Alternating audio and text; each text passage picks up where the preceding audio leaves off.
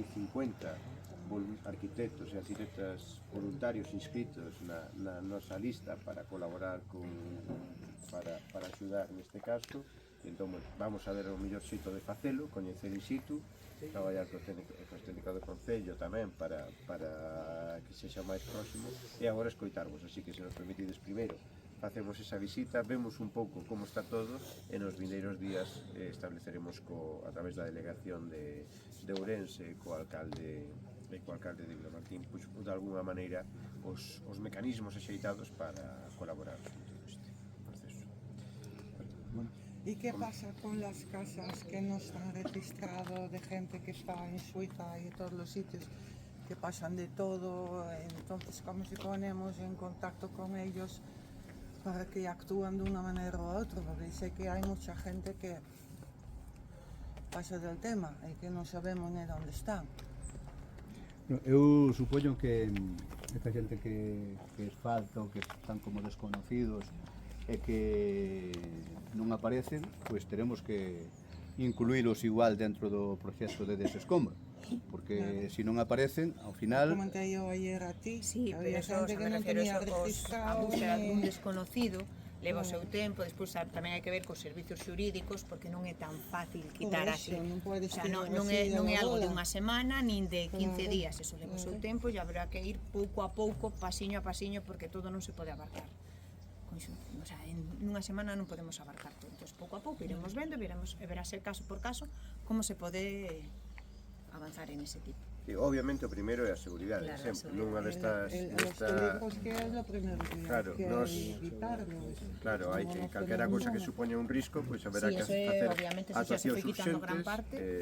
e a partir de aí pois ir pouco a pouco mellorando para despois tamén reconstruir todas as situacións anteriores, se podemos ser, nese sentido tamén o pediu o alcalde, incluso melloralos, é dicir, que sexa unha oportunidade para facer o mellor que poidamos as cousas en todo, pero agora as urxencias son fundamentalmente estruturais e de seguridade. Entendo que as estruturais foron resoltas xa de xeito inmediato ou máis ou menos resoltas de xeito inmediato, pero agora teríamos que ir ao segundo, que é ese riscos, porque despois pode chover máis, poden pasar, ese movimento, por exemplo, coas augas pode producir tamén desplazamentos, temos que ver canto antes como abordar todo eso, non? Entón, xa digo, a idea é coñecer estes casos, porque haberá casos máis preocupantes e menos, pero agora é...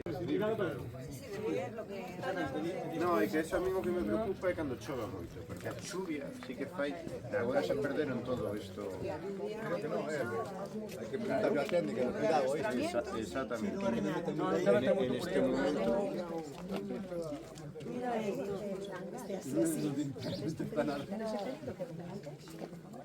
Bueno, necesidades temolas todas. En principio, darlle as gracias ao decano do Colexio de Arquitectos, á presidenta do Colexio de Arquitectos de Ourense, e a nosa técnica do Concello, os veciños e veciñas que están por aquí, e, bueno, necesidades imperiosas, o que estamos a falar durante esta visita, é sobre todo o tema do proxecto dese escombro do pobo. É o que máis nos urxe, ahora mesmo hai inseguridade por parte dos veciños, porque esas casas están bastante amenazantes no sentido de que poden caer moitas en calquera momento, e é a parte que nos preocupa. Entón, o que pedimos ao Colexio de Arquitectos é se eles teñen alguna posibilidade de facer un proxecto de urxencia, algo que determine cuáles van ser os pasos a seguir.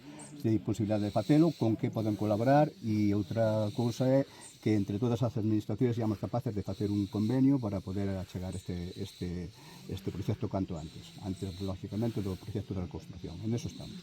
Vale, porque claro, hai moita xente que se quedou sin casa, pero hasta volver a velas ainda vai levar un tempo, non? Sí, bueno, por lo que me transmiten os técnicos isto é complicado, é difícil, a inmensidade do problema é grande, entón, pois, bueno, hai que saber hasta onde se pode chegar, e entonces, unha vez que os técnicos sepan como atallar o problema, pois determinaremos, mentre senón temos que ter moito.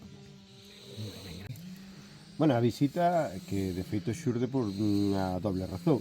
Hoxe o lunes vai ser o Día Mundial da Arquitectura e este ano está dedicado á arquitectura que cuida das persoas, a arquitectura que cuida do medio ambiente, a arquitectura que se compromete co territorio, non? Entón nós entendíamos que este ano o Colexio de Arquitectos de Galicia, en lugar de facer outro acto de celebración, o que debería era chegarse precisamente ás persoas. Hoxe vimos aquí a escoitar os veciños, escoitar directamente de primeira man cales foron os seus problemas, cales foron as situacións que tiveron que vivir esa noite e agora como podemos axudar no Colexio de Arquitectos de Galicia a que isto se faga digamos unha realidade.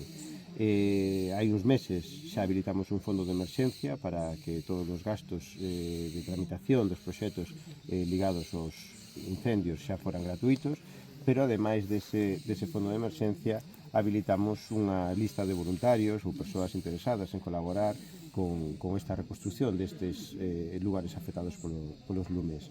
Só na provincia de Ourense hai máis de 50 arquitectos e arquitectas nesa lista, en toda Galicia máis de 170, e é importante porque permiten dar unha resposta rápida, como decía o alcalde, nun momento no que é difícil tomar decisións e sobre todo a seguridade é o primeiro que ten que primar.